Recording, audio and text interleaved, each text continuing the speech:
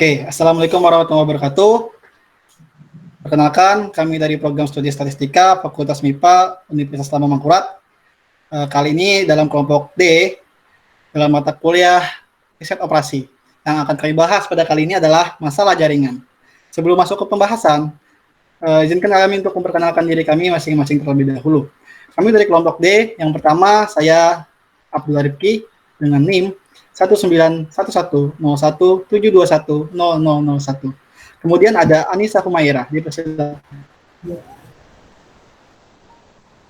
Nama saya Anissa Humaira dengan NIM 1911017220019.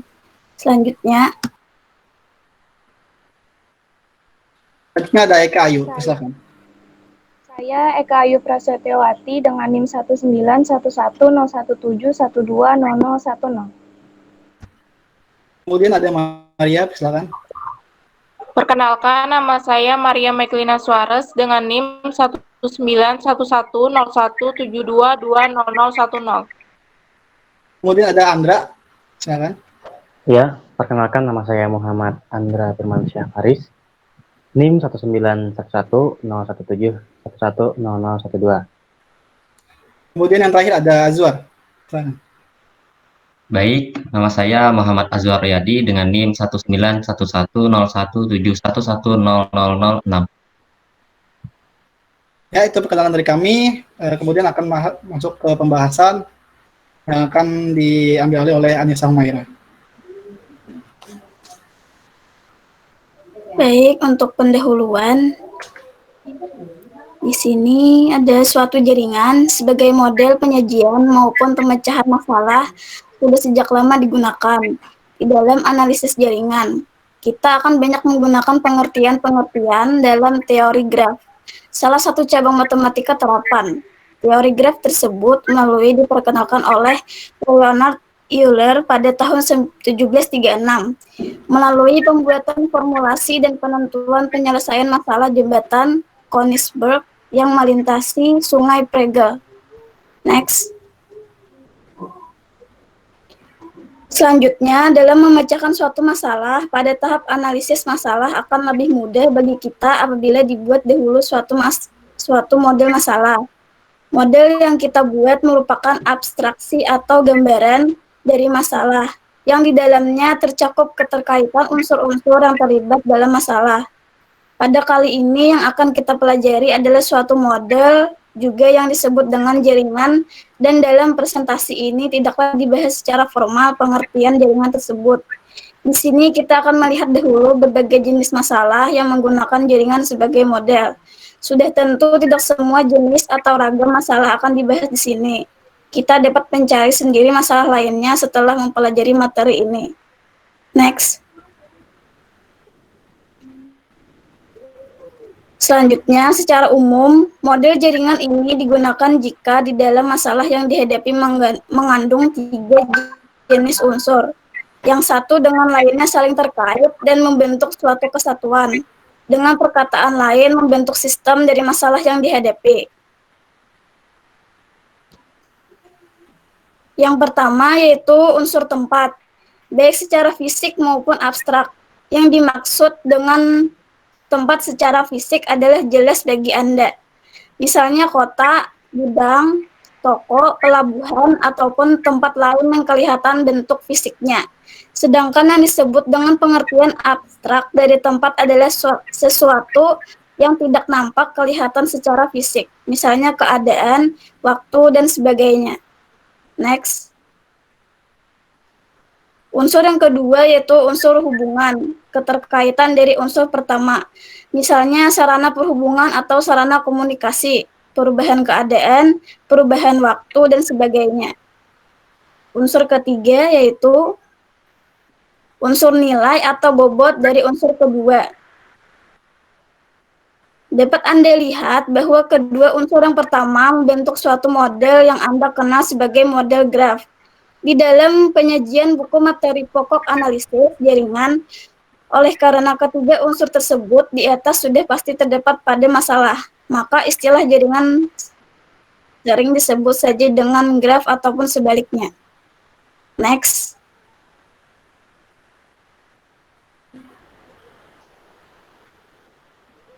Baik, untuk contoh masalah satu ini akan dijelaskan oleh teman saya, Muhammad Andra. Dipersilahkan.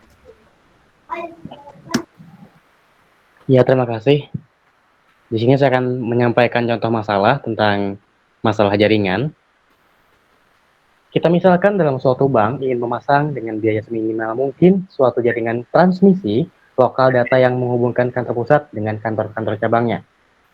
Pada contoh masalah ini, kantor pusat bank tersebut adalah disebutkan, bisa aja nih, sebutlah X, mempunyai 3 buah kantor cabang, katakanlah A, B, dan C. Biaya pemasangan saluran transmisi antar setiap kantor diberikan pada tabel sebagai berikut. Ya, itu tabelnya, dapat kita lihat bersama. Di sana ada variabel X, A melambangkan cabang kantor A, B melambangkan cabang kantor B, dan C melambangkan cabang kantor C. Begitu. Pada slide selanjutnya ini, kita lihat penyelesaiannya. Nah, biaya pemasangan tersebut tergantung pada jarak antar dua kantor dan ditanyakan dalam satuan biaya. Pada tabel sebelumnya, biaya pemasangan saluran transmisi dari X dan B adalah 18 satuan biaya. Biaya ini sama dengan pemasangan saluran transmisi dari B ke X. Dan dari uraian di atas, sebenarnya jaringan transmisi yang dimaksud belumlah ada. Kita baru akan merencanakannya sesuai dengan terdapatnya beberapa cara pemasangan jaringan transmisi, serta tujuan yang kita kehendaki. Yang menjadi masalah adalah bagaimana menyajikan bentuk jaringan transmisi tersebut dari masalah tersebut dan jaringan mana yang akan memberikan biaya pemasangan yang minimal atau yang sangat minimum. Nah, seperti kita ketahui bersama bahwa agar semua kantor dapat berkomunikasi atau saling bisa mengirim data, semua kantor dihubungkan dengan satu saluran transmisi. Akan tetapi, untuk dua kantor tidak perlu selalu dihubungkan secara langsung dengan saluran transmisi tersebut. Misalkan, apabila X dan A telah terhubung dan A dan B telah terhubung, maka dikatakan X dan B juga telah terhubung. Jadi di sini kita tidak perlu memasang saluran transmisi dari X langsung ke B, karena mereka sudah terhubung sebelumnya dengan cabang yang sebelumnya begitu. Dengan demikian, maka jaringan transmisi yang menjadi jawaban masalah akan merupakan sesuatu bentuk keterhubungan yang kita sebut kemudian dengan pohon rentangan. Baiklah, slide selanjutnya. Nah, di sini kita mempunyai penurunan model jaringan. Yaitu jika ada, kita akan melalui tahap abstraksi segala kemungkinan yang ada dalam masalah, maka dalam hal ini kita berikan 4 buah tempat, yaitu X sebagai pusat, A, B, dan C sebagai cabangnya ya. Ke semua tempat fisik tersebut, keempat tersebut merupakan unsur pertama dari model jaringan. Unsur kedua merupakan kemungkinan terhubungan antara keempat tempat tadi, dalam hal ini disebut saluran transmisi ya. Kemudian unsur ketiga yaitu biaya pemasangan yang diperlukan untuk memasang saluran penghubung antara dua tempat berlainan. Dengan adanya ketiga unsur tersebut, maka kita dapat menyajikan ke dalam bentuk gambar model jaringan di mana akan dilanjutkan dengan pertama, unsur pertama digambarkan oleh titik tebal atau lingkaran kecil. Ingat ya, unsur pertama digambarkan oleh titik tebal atau lingkaran kecil. Yang kedua, unsur kedua digambarkan oleh garis penghubung dua titik dari unsur pertama. Dan ketiga, unsur ketiga dinyatakan oleh bilangan di samping tiap garis dari unsur kedua. Begitu.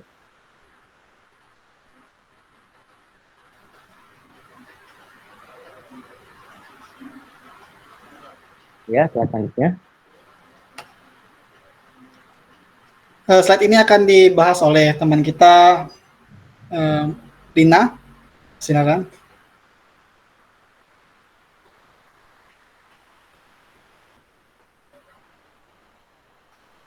Ya, pada kesempatan ini saya akan menjelaskan tentang penyelesaian dari model jaringan yang sesuai dengan abstraksi kita adalah sebagai berikut. Nah, dari yang terlihat dari gambar, yaitu transmisi dari X ke A yaitu 5, A ke B yaitu 17, C ke B yaitu 27, X ke C yaitu 9. Hasil itu didapat dari misalnya seperti ini. X ke A itu kan 5. 5 itu didapat dari nilai yang sama dan nilai yang paling minim. Dari situ kita lihat bahwa nilai yang sama itu 5. Terus untuk selanjutnya sama seperti itu juga. Next.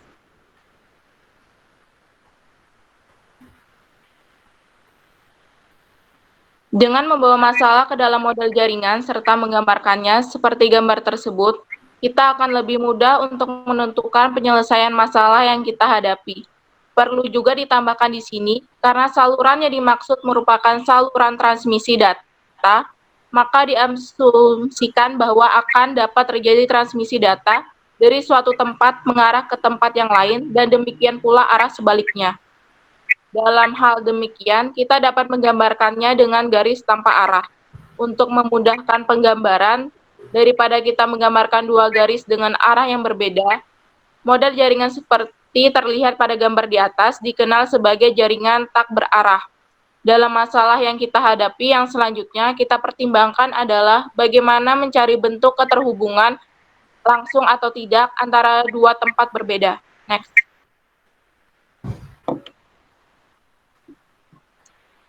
Metode enumerasi.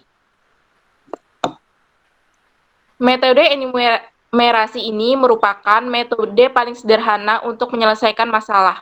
Dengan metode ini, kita mencari semua kemungkinan yang terdapat dalam model jaringan serta mengevaluasi sesuai dengan tujuan penyelesaian masalah yang kita kehendaki. Metode ini hanya digunakan selama masalah yang kita hadapi masih dimungkinkan untuk diselesaikan dengan cara tersebut. Dengan kata lain, tidak terdapat banyak kemungkinan yang terjadi karena masalahnya cukup sederhana. Oke, akan dilanjutkan oleh Rifki. Ya, dengan metode enumerisasi ini, kita akan mencoba menyelesaikan masalah pohon rentan dari contoh pertama sebelumnya. Apabila kita perhatikan lagi, masalah pertama di atas, yang sebelumnya sebenarnya apa yang perlu pada suatu jaringan transmisi, data bukanlah menghubungkan setiap dua tempat seperti pada contoh gambar. Dalam hal ini, yang diperlukan hanyalah bagaimana kita berusaha agar keempat tempat tersebut terhubung dengan saluran transmisi. Yang dimaksud terhubung di sini dapat diartikan bahwa untuk setiap dua tempat berbeda, terdapat urutan saluran yang menghubungkannya. Dalam kaitan masalah ini, terdapat beberapa cara atau kemungkinan untuk menghubungkan keempat tempat tersebut. Dengan metode ini, kita turunkan semua cara yang mungkin digunakan. Semua cara ini dapat kita buat berangkat dari model jaringan yang telah kita turunkan sebelumnya. Kita turunkan lagi semua cara penghubungan seperti pada gambar berikut. Ya, di sini terdapat 10 cara metode enumerasi. Cara pertama dapat terlihat di situ dihubungkan dari garis C ke X dengan satuan biaya itu 9 satuan biaya, kemudian dari X ke A dengan 5 satuan biaya, A ke B dengan 17 satuan biaya, dan seterusnya sehingga semua jaringan dapat kita coba hanya dengan menghubungkan 3 garis saja. Nah, dapat kita lihat daripada gambar di atas, untuk menghubungkan 4 tempat, kita hanya memerlukan 3 buah garis penghubung. Struktur graf yang diperoleh mirip dengan struktur pohon dengan 3 buah cabang yang merentang ke 4 titik yang diberikan dengan dituliskan dengan F3. Apabila bilangan di samping setiap garis menyatakan satuan biaya pemasangan, sarana penghubung antara dua tempat yang berbeda atau sesuai dengan tabel yang diberikan sebelumnya, maka kita dapat menghitung biaya pemasangan jaringan dari setiap cara pemasangan.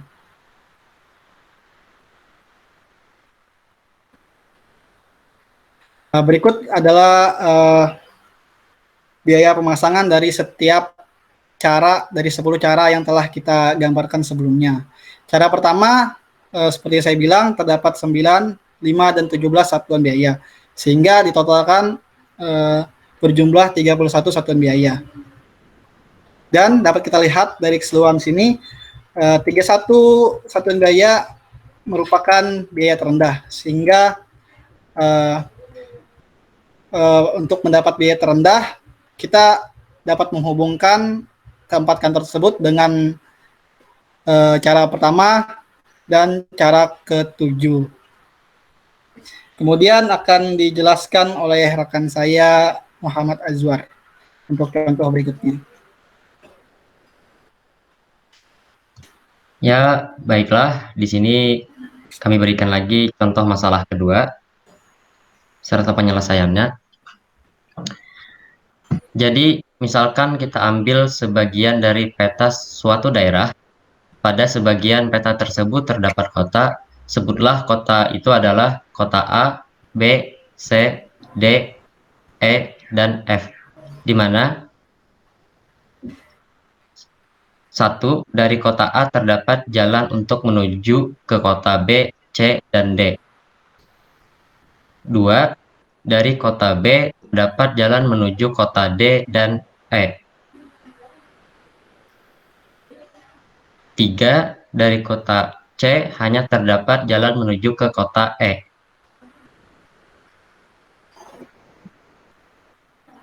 4. Dari kota D hanya terdapat jalan menuju ke kota F.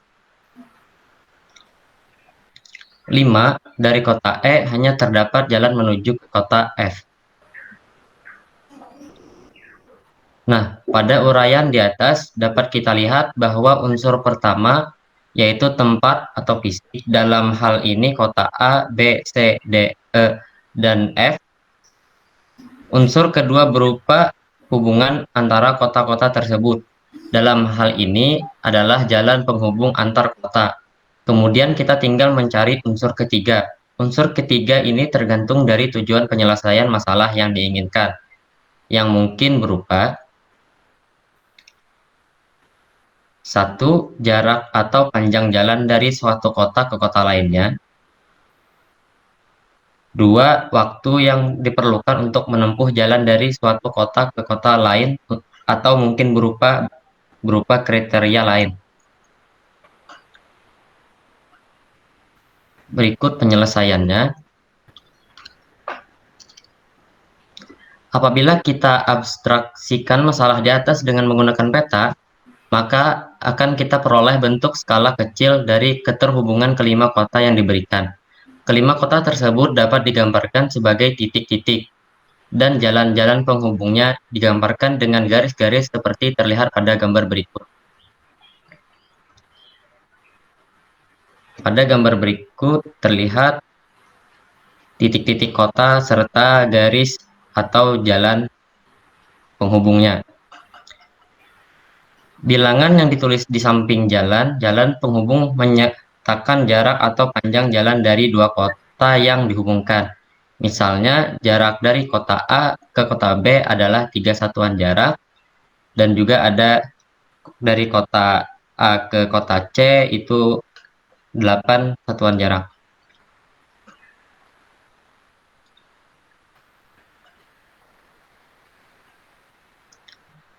Dalam hal yang sebenarnya, jalan yang dihubungkan dua kota biasanya berbelok-belok, seperti tergambar pada peta di atas. Demikian juga jalan tersebut mungkin merupakan jalan satu arah atau dua arah.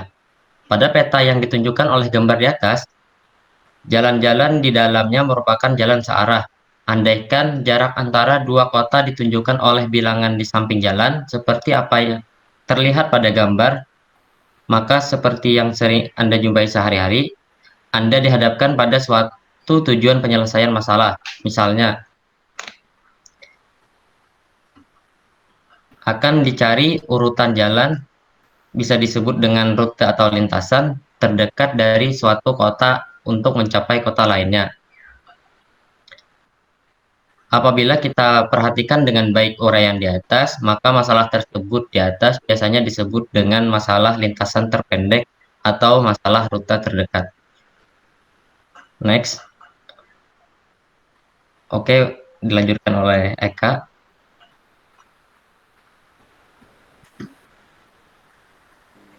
Baik, terima kasih. Selanjutnya di sini kita ada penurunan model jaringan. Seperti yang telah terlihat pada peta gambar sebelumnya, di situ terdapat jalan yang berkelok-kelok, sehingga keadaan tersebut tidaklah dipertimbangkan pada model jaringan yang akan kita gunakan.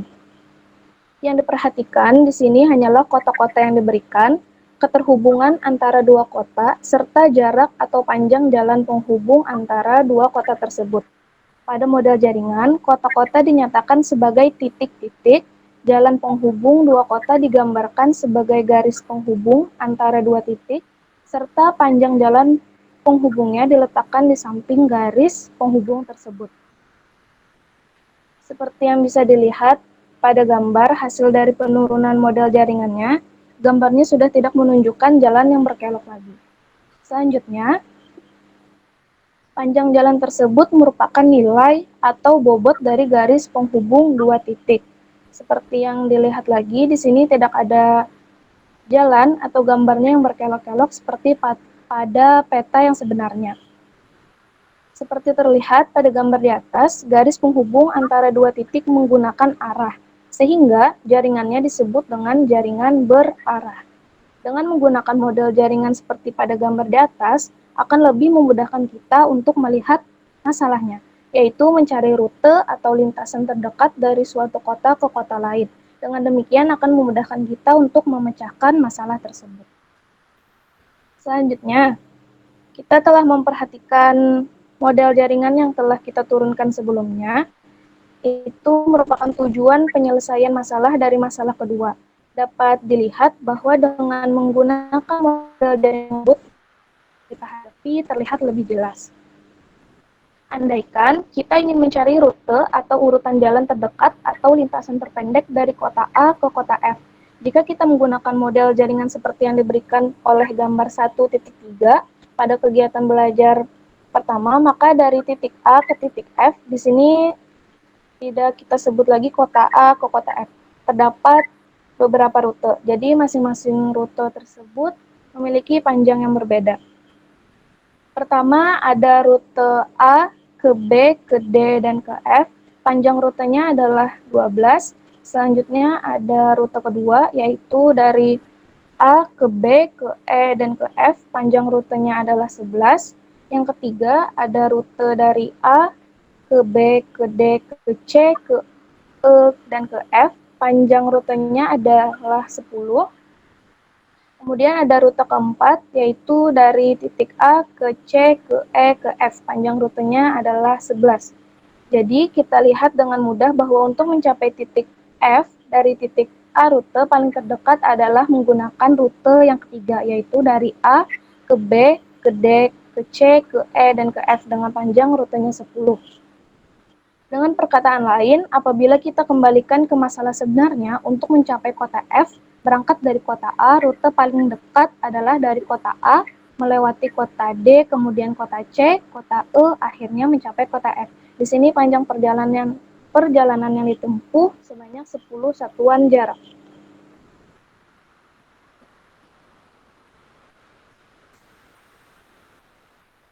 Ya, itu tadi presentasi dari kami. Terima kasih telah menonton video ini. Kami harapkan dapat dimengerti dengan mudah.